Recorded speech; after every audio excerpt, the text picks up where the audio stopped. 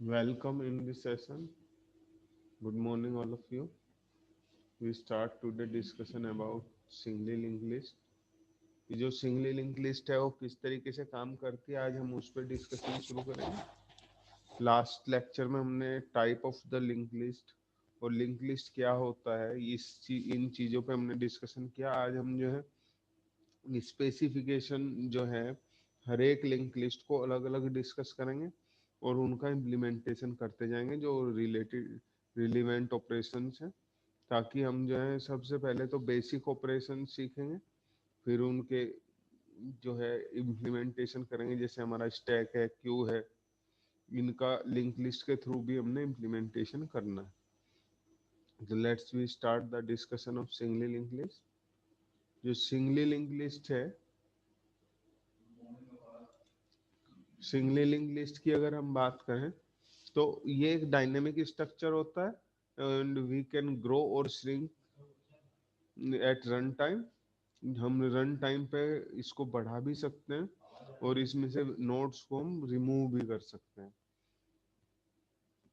तो अगर हम सिंगली लिंक लिस्ट की स्ट्रक्चर की बात करें तो ये सबसे बेसिक स्ट्रक्चर होता है और ये देखने में जो है किस तरह से होता है ये मैं डायग्राम से बता रहा हूँ आपको। फिर हर एक जो लिंक लिस्ट के जो वर्किंग है उनको हमने बारी बारी से सीखना है कि भाई नोड कैसे बनेगा और जो बेसिक स्ट्रक्चर होगी वो कैसी होगी। यहाँ पे हम सिर्फ 3 नोड लेंगे, एक हेड नोड लेंगे, क्योंकि 3 नोड से हमें जो पूरा का पूरा इम्प्लीमेंटेशन है वो क्लियर हो जाएगा। ठीक है, ये जो हेड नोड है, जो हेड नोड है इसके अंदर आपका सबसे पहले जो फर्स्ट नोड होता है उसका एड्रेस होता है।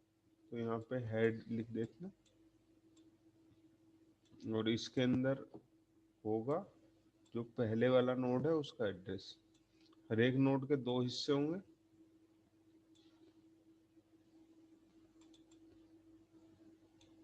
और ये आपस में किस तरह से लिंक होंगे कि जो सेकंड नोड है उसका एड्रेस फर्स्ट के नेक्स्ट पार्ट में, ये नेक्स्ट पार्ट है और ये डेटा पार्ट है। तो अगर सपोज करो इसका एड्रेस 100 है, इसको 100 मान लेते हैं, ये 200 है इसका एड्रेस, अपनी तरफ से मान रहे हैं। कंप्यूटर अपने आप एलोकेट करेगा कोई भी एड्रेस, बट अपनी सुविधा के लिए हमने यहाँ पे एक न्यूमेरिकल वैल्यू रख ली है 100, 200, 300। तो ये 100 है, ये पहले नोड का एड्रेस है, इसको हम लिख देते हैं नोड ए। 3 नोड है यहाँ पे हमारे पास, तो पहले नोड को हमने कहा नोड ए, दूसरे वाले नोड का नाम रख दिया हमने नोड बी और तीसरे वाले का नाम रख दिया नोड सी। और हर एक नोड के अंदर 2 पार्ट्स हैं। पहले वाले का 100 जो एड्रेस है वो यहाँ पे स्टोर होगा आपका। हेड के अंदर इसमें डेटा पार्ट नहीं होता है, ठीक है, इसमें सिर्फ एड्रेस होगा पहले नोड का। ओवर राइट कर गया, ठीक है, इसको मैं इरेज कर देता हूँ। यहाँ पे लिख देते हैं 1 0 और ये 0। सपोज हमारे पहले नोड के अंदर वैल्यू आपकी 5 है, तो हमने यहाँ पे 5 स्टोर कर लिया। नेक्स्ट जो हमारी वैल्यू 10 है तो हमने 10 स्टोर कर लिया, देन 15।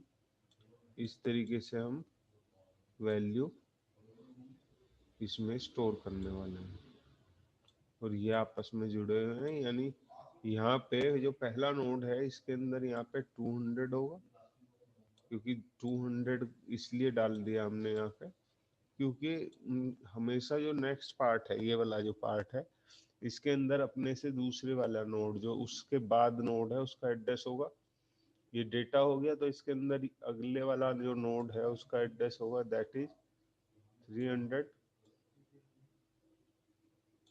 और जो सबसे लास्ट है उसमें यहाँ पे कोई भी वैल्यू नहीं होगी तो उसको हम नल लिख देते हैं। ठीक है, अब यहाँ बेसिक स्ट्रक्चर की बात करें किसी भी नोड की, तो मैं इधर बना देता हूँ। ये तो सिंगली लिंक लिस्ट हो गया कि सिंगली लिंक लिस्ट कैसा दिखाई देगा। अब एक नोड की बात करते हैं, फिर इससे रिलेवेंट स्ट्रक्चर हम बनाने वाले हैं। ये आपका इन्फो पार्ट है जहाँ पे हम इंफॉर्मेशन स्टोर कर रहे हैं। ठीक है,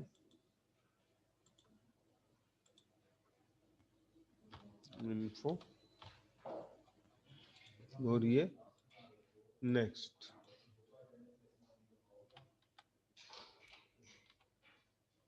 तो जब भी अगर हम बात करें एक से अधिक टाइप की collection of heterogeneous data structure, तो हम बोलते हैं, अगर स्ट्रक्चर की बात करें तो एक हमारे पास सी के अंदर आता है स्ट्रक्चर। तो ये जो नोड है, हमें इसे नोड को बनाने के लिए हमें स्ट्रक्चर की जरूरत पड़ेगी। क्यों पड़ेगी? अगर एक जैसी कलेक्शन होता, जैसे मान लो यहाँ भी इंटीजर होता है, यहाँ भी इंटीजर, तो हम एरे बनाते हैं। यहाँ इंटीजर टाइप वैल्यू हो सकती है, यहाँ पे जो है आपका एड्रेस होगा, यानी किसी दूसरे नोड का एड्रेस होगा। तो यानी दो अलग अलग तरह के हमारे वैल्यूज यहाँ पे अवेलेबल है। तो जब हम दो अलग अलग वैल्यूज की बात करते हैं तो हमें स्ट्रक्चर बनानी पड़ेगी। स्ट्रक्चर सबसे पहले मैं बता देता हूँ स्ट्रक्चर होता क्या है। ये स्ट्रक्चर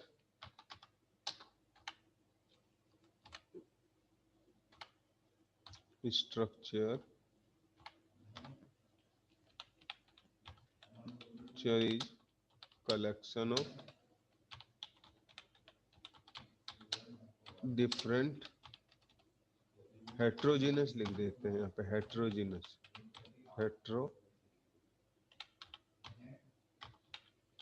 यस डेटा टाइप। अगर दो अलग अलग डेटा टाइप का कलेक्शन करना हो तो हमें स्ट्रक्चर बनानी पड़ती है। तो एक नोड को बनाने के लिए हमें एक स्ट्रक्चर बनानी पड़ेगी। स्ट्रक्चर बनेगी कैसे, कैसा उसका फेस होगा, क्या क्या हमें उसमें रखना है, तो ये बना दिया हमने। स्ट्रक्ट नोड, इंटीजर टाइप का एक वेरिएबल ले रहे हैं नम, और इसमें जो है एक पॉइंटर लिया हुआ है जो स्ट्रक्चर टाइप का ही पॉइंटर है, स्ट्रक्ट नोड स्टार नेक्स्ट। ठीक है, ये जो स्ट्रक्चर है इसके अंदर हमारे पास दो तरह के वैल्यू हम स्टोर कर सकते हैं। एक तो न्यूमेरिकल वैल्यू, जो हमारा 5, 10, 15 जो हमने वहां पे शो किया हुआ है वो स्टोर होगा नम के अंदर। और ये जो पॉइंटर है स्ट्रक्ट नोड, ये अपने आप में ही एक स्ट्रक्चर का पॉइंटर स्टोर करता है। सो जो हमारा नेक्स्ट नोड है उसका एड्रेस जो है उसको होल्ड कर सकता है। ये पॉइंटर है, स्ट्रक्चर टाइप का पॉइंटर होने के कारण जो नेक्स्ट है, it can hold the address of nodes of structure type. तो हमारे पास जो है जो बेसिक स्ट्रक्चर है वो लिंक लिस्ट की, सिंगली लिंक लिस्ट की, वो यही है कि इसमें दो पार्ट्स होंगे। यहाँ पे हमने इन्फो लिखा हुआ है, तो इन्फो का मतलब है यहाँ इसको हम इम्प्लीमेंट कर रहे हैं नम के नाम से। नम नाम का वेरिएबल, नम नाम का जो वेरिएबल है, हाँ ठीक, नम नाम का जो वेरिएबल है वो हमारा इन्फो इम्प्लीमेंटेशन करेगा। एंड द नेक्स्ट, ये नेक्स्ट वाला जो नोड है उसका एड्रेस इसके अंदर स्टोर होगा। अब मैं यहाँ पे दोबारा से बना देता हूँ इसी चीज को, तो ज्यादा क्लियर होगा आप लोगों को। यहाँ से देखो, स्ट्रक्चर बनाने के लिए जो कीवर्ड है स्ट्रक्ट, इसका नाम जो है यहाँ पे नोड हम यूज करते हैं तो नोड ही लिख रहे हैं। ठीक है, स्ट्रक्ट नोड। फिर यहाँ पे हमने एक इंटीजर टाइप की वैल्यू स्टोर कर रहे हैं 5, 10, 15। अगर करेक्टर स्टोर करते तो करेक्टर बनाएंगे, इंटीजर स्टोर करेंगे तो इंटीजर वेरिएबल बनाने वाले हैं। तो इंट नम, NUM, ये इंटीजर वैल्यू स्टोर करेगा। नेक्स्ट, इसके अंदर एड्रेस है नोड का, और नोड अपने आप में कैसा है, स्ट्रक्चर टाइप का। तो यहाँ पे जो पॉइंटर बनेगा स्ट्रक्ट नोड और ये स्टार नेक्स्ट, ठीक है। इसके अंदर हम दूसरे नोड का एड्रेस स्टोर कर सकते हैं। अब ये हमारा पास जो बेसिक स्ट्रक्चर है। अब बात आती है कि भाई नोड को बनाएंगे कैसे। यहाँ हम पहले ही बात कर चुके हैं कि जो स्ट्रक्चर है, ये हमारी जो लिंक लिस्ट है, इट इज डायनेमिक स्ट्रक्चर। जब हम डायनेमिक स्ट्रक्चर की बात करते हैं तो हमेशा ये ध्यान रखना है, तो इसका जो भी नोड बनेगा वो डायनेमिकली में एलोकेट होगा। और डायनेमिकली जो मेमोरी एलोकेट करते हैं हम, वो करते हैं मेलोक फंक्शन से। तो अब हमने डिस्कस करना है मेलोक फंक्शन। इधर मैं जगह बना लेता हूँ क्योंकि अभी इसकी जरूरत नहीं है हमें। जरूरत होगी तो दोबारा यूज कर लेंगे, इसको बना लेंगे, बट अभी नहीं है जरूरत। ठीक है, इसको हमने ये हटा दिया यहाँ से। अब यहाँ से हमने मेलोक फंक्शन पढ़ना है। ये हमारा मेन एस्पेक्ट है। अगर ये क्लियर हो गया हमें, तो लिंक लिस्ट का हमने एक तरह से जो नींव है वो है ये मेलोक फंक्शन। मेलोक फंक्शन का काम क्या होता है? रन टाइम पे dynamically memory it allocate memory at run time. और हमें रन टाइम पे ही नोड्स क्रिएट करने हैं। इसमें यहाँ पे जो हमारा स्ट्रक्चर है, तो ये नोड कैसा कैसा होगा? हमारा स्ट्रक्चर टाइप का होगा। तो सबसे पहले हमने एक पॉइंटर बनाना पड़ेगा स्ट्रक्चर टाइप का, स्ट्रक्ट नोड, और यहाँ पे हमने इसको बना दिया स्टार फर्स्ट। ठीक है, अगर मैं यहाँ पे फर्स्ट बनाता हूँ तो ये अब सेकंड बनाएंगे तो स्ट्रक्ट नोड लगातार लिखना पड़ेगा, हर बार ये स्ट्रक्ट नोड लिखना पड़ेगा। तो हमें क्या करना है? अगर सिर्फ इन दोनों को एक स्पेसिफिक नाम देना है, दो वर्ड ना लिखने पड़े, क्योंकि स्ट्रक्ट नोड थोड़ा सा हमें क्या लगता है कि अजीब सा लगता है। तो हमने क्या करना है, हमने इसको एक स्पेसिफिक नाम देना है। तो हमारे पास एक स्टेटमेंट होती है typedef. Typedef typedef का मतलब क्या होता है कि जो भी हमारे डिफाइंड टाइप है, उन्हें अपनी मर्जी से अपना नाम दे सकते हैं। जैसे टाइप डेफ इंट, मैं लिखता हूँ अपना नाम, ठीक है। अब जैसे ही मैं यहाँ पे लिखूंगा परवीन एक्स, तो यहाँ पे क्या होगा तो ये वेरिएबल बन गया इंटीजर टाइप। यहाँ पे जो भी डेटा टाइप है उसका नाम मैंने स्पेसिफाई कर दिया अपने प्रोग्राम में। जब भी हमें कोई वेरिएबल बनाना पड़ेगा तो हमें क्या लिखना है? वो नाम लिखना है जो हमने स्पेसिफाई किया। तो ये दोनों एक्स और वाई इंटीजर टाइप है। तो ऐसे ही हम क्या करते हैं, अपने स्ट्रक्चर को टाइप डेफ से डिफाइन करते हैं। नाम, एक नया नाम देने वाले हैं टाइप डेफ के थ्रू। टाइप डेफ, यहाँ पे क्या लिखा हमने? Struct node. और इसको यहाँ हम एक ही नाम देने वाले हैं, नोड। अब जहां पे भी हम नोड लिखेंगे उसका मतलब होगा कंप्यूटर के लिए स्ट्रक्ट नोड। तो जैसे ही मुझे ये लिखना है ऊपर वाला स्टेटमेंट, तो नोड स्टार फर्स्ट, तो बहुत स्टेटमेंट है सिमिलर। तो ये एक तो ये चीज ध्यान रखनी है कि टाइप डेफ किस लिए यूज होता है। ये जो नाम है हमारा स्ट्रक्ट नोड, इसको एक नाम में बदल दिया हमने नोड में। यानी हमारे पास जहां भी नोड लिखा होगा तो वहां कंप्यूटर के लिए क्या होगा? उसका मीनिंग स्ट्रक्ट नोड। यानी ये दो वर्ड जो है, जो दो नाम है, उनका एक नाम बना लिया। और ये स्टेटमेंट जो है बिल्कुल इस स्टेटमेंट जैसी होगी कंप्यूटर के। कि जो है, अगर हम कंप्यूटर की बात करें, कंप्यूटर को दोनों स्टेटमेंट एक जैसी स्टेटमेंट दिखाई देंगी। अब बात करते हैं मेलोक में इसका क्या रोल है। देखिए, जब भी हमें मेमोरी इस तरह का एक नोड बनाना है, तो सबसे पहले तो स्ट्रक्चर टाइप का एक पॉइंटर बनाया है। जैसे यहाँ बना लिया हमने फर्स्ट, तो यहाँ लिख देते हैं फर्स्ट। हमेशा पॉइंटर का यूज करना है। फिर यहाँ पे लिखेंगे नोड स्टार, फिर यहाँ लिखेंगे मेलोक साइज ऑफ, यहाँ लिखेंगे नोड।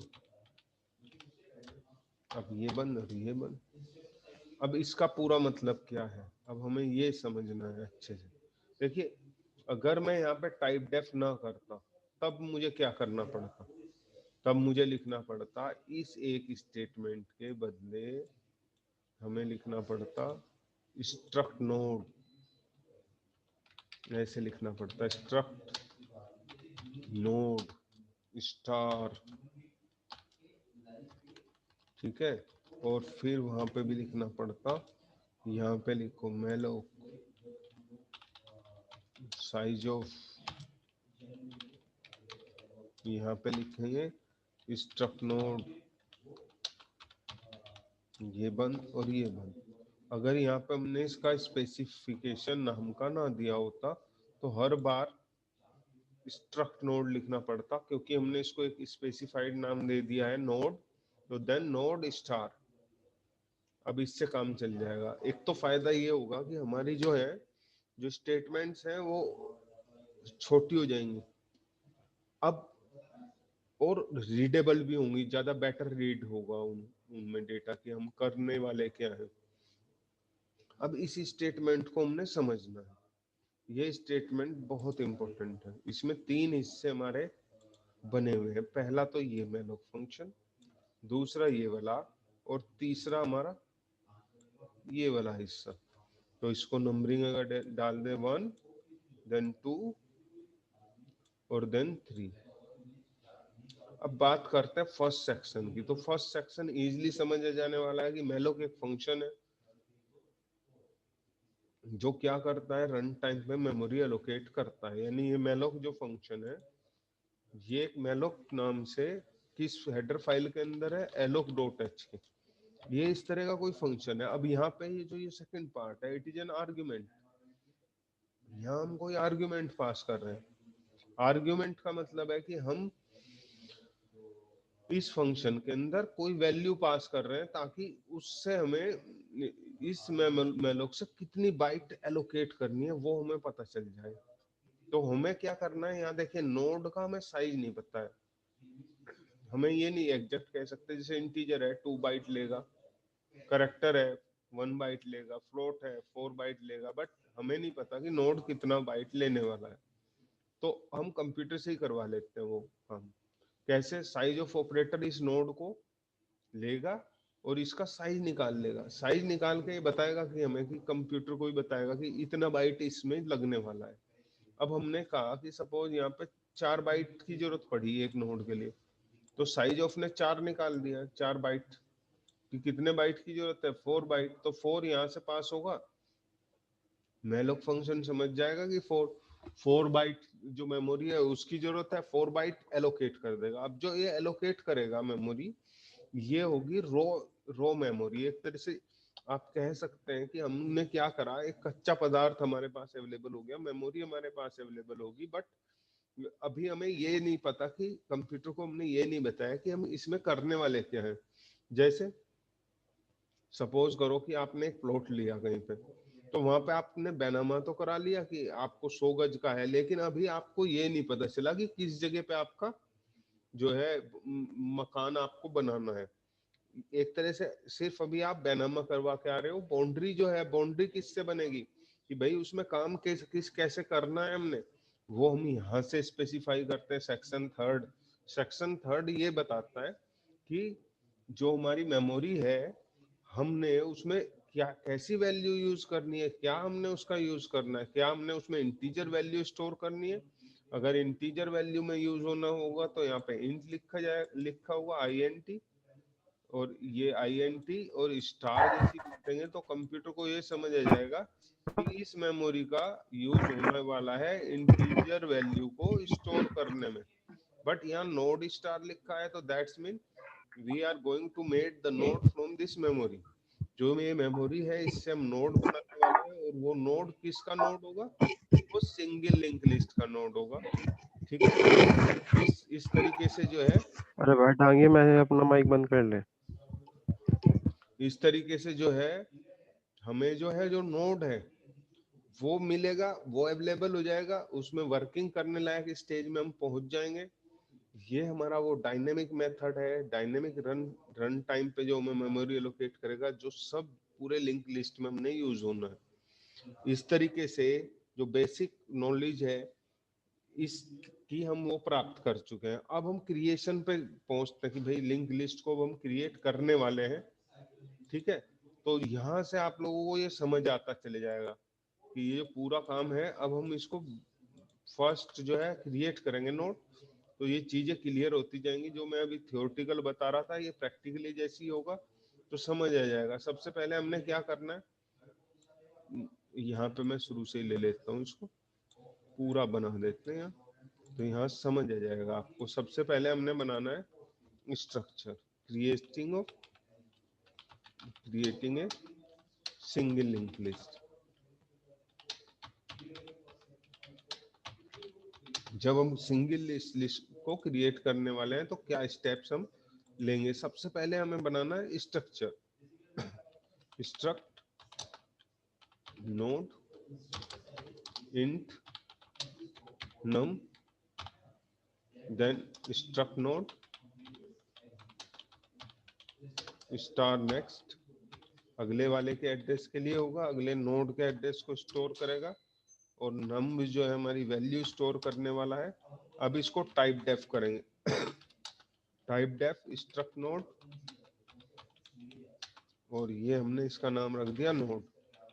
बस इतना सा करना है।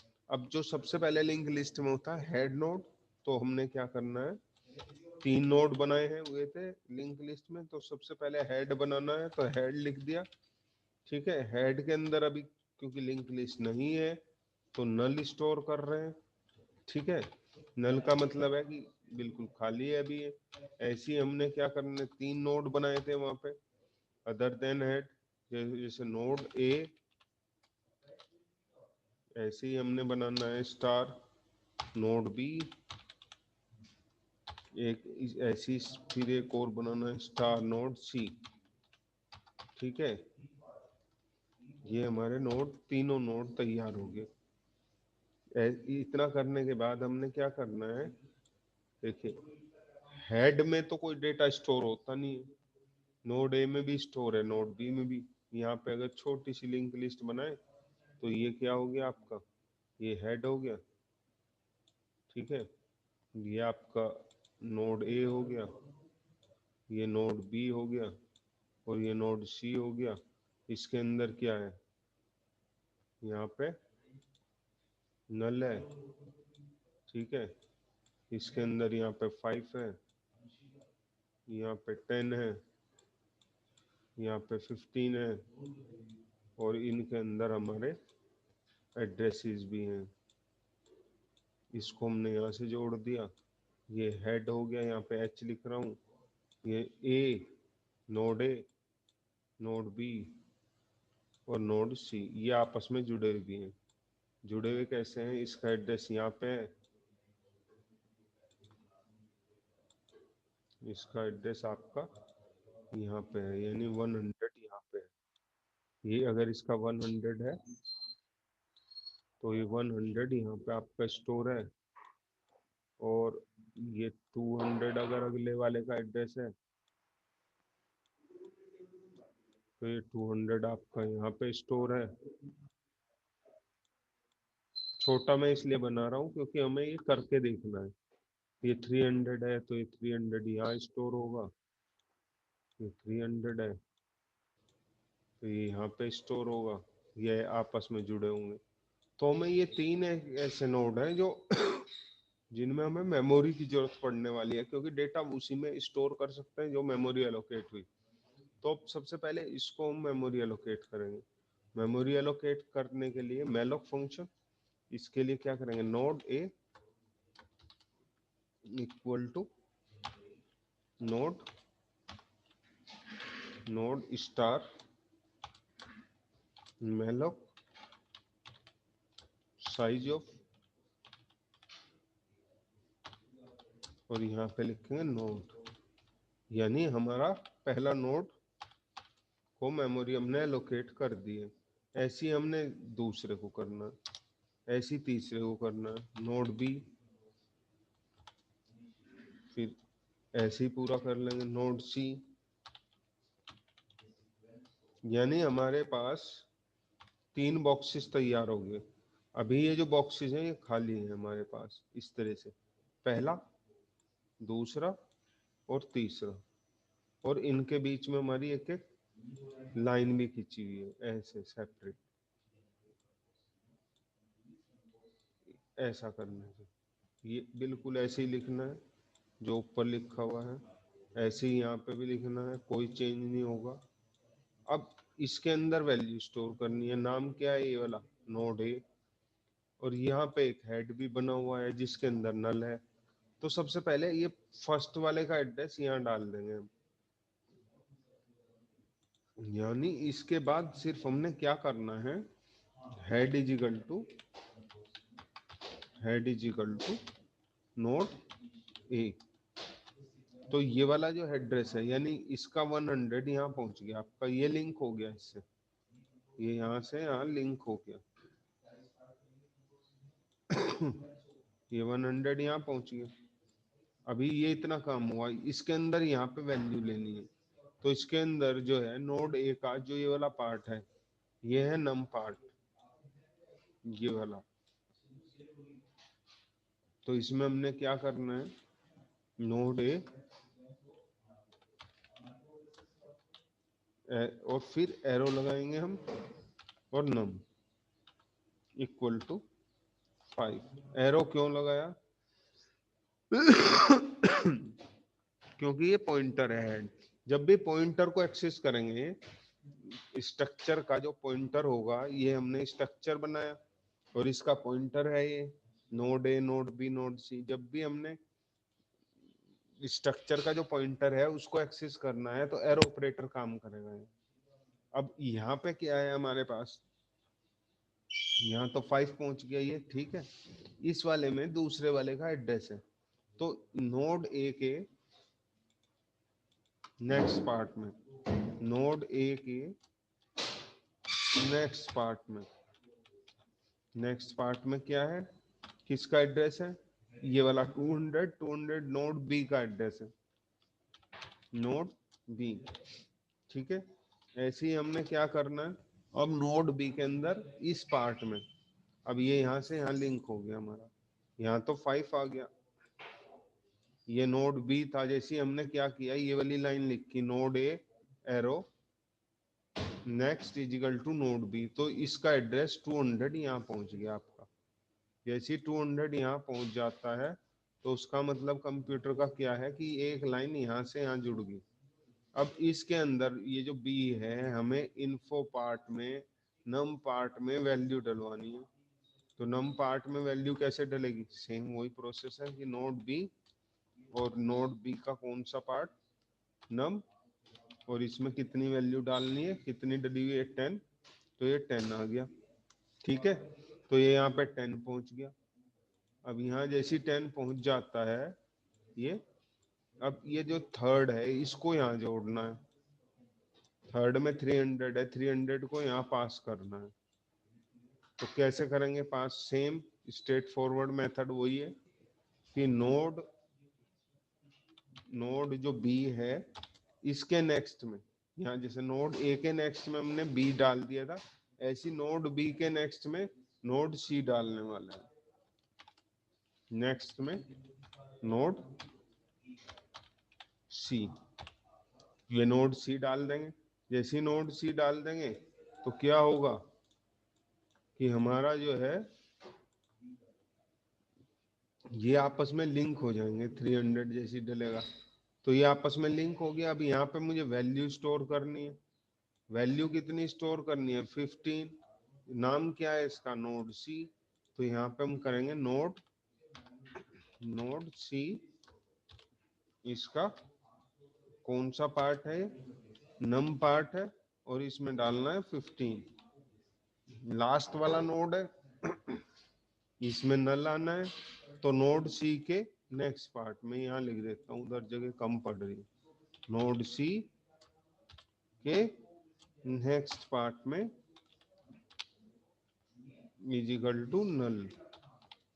ये इस तरीके से ये जो ऊपर लिंक लिस्ट है ये तैयार हो जाएगी।